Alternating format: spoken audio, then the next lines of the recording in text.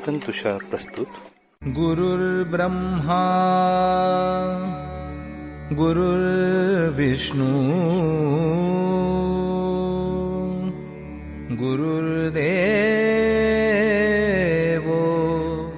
महेश्वरः गुरुः साक्षात् परब्रह्म तस्मै श्री गुरवे नमः. नमस्कार साधक हो, मी सौ दीपा आनंद वेद पाठक पुणे सादर करत आहे परमपूज्य सद्गुरु स्वामी विद्यानंद चरित्र सारामृत. लेखक आहेत श्री प्रल्हाद अवचट तथा स्वामी कृष्णानंद. ओम नमो भगवते वासुदेवाय. ओम सद्गुरु विद्यानंदाय नमः.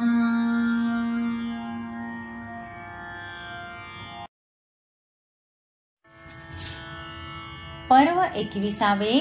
सर्ग 3. सद्गुरुराया विद्यानंदा पूज्य भावना माझी, मला न कळते कसे करावे तुम्हास ते सुखराजी. आपल्या मुखीचे शब्द सुधामृत वाटे मज बहुमोल, रवंथ करुनी भावार्थाने तेच मांडले बोल. भावार्थाचे भावचिंतनी विरले तन मन भान, उरले केवळ तव चरणाशी ममत्व समर्पण. चरित्र लेखन पूर्ण झाले असे म्हणावे कैसे, सरते का कधी सरिते मधले प्रवाही जलते जैसे. काल रात्रीचे आजच नाही उदयी अजिनसणार, परिप्रवाही नित्य नव्याने एकच जल असणार.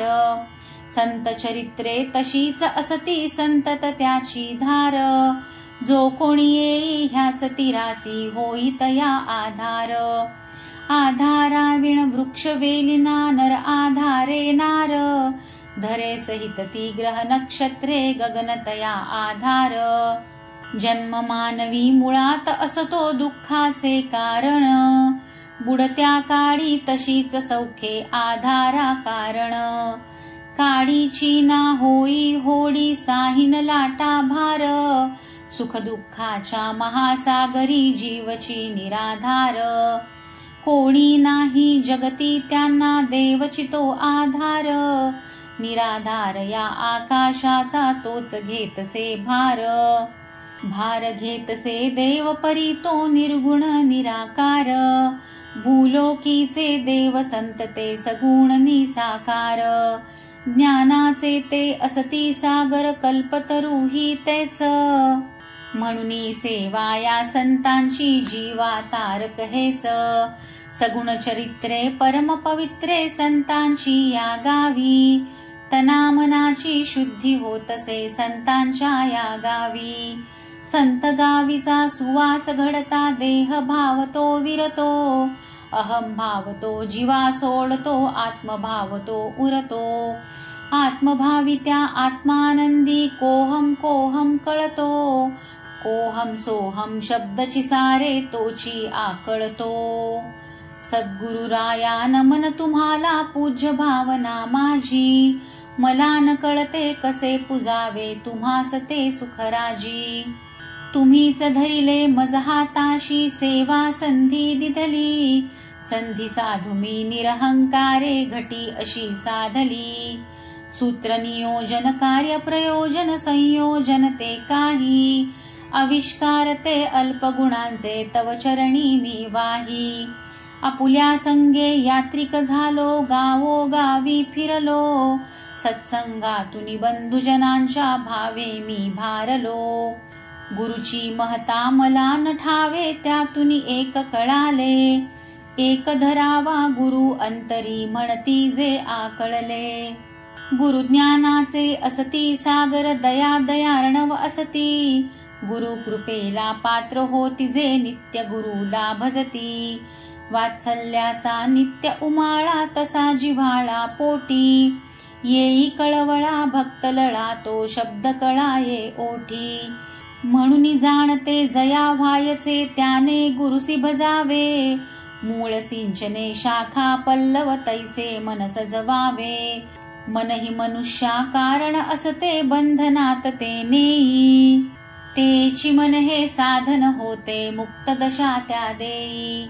म्हणून मनाची घडो साधना त्यास्तव हा नरजन्म.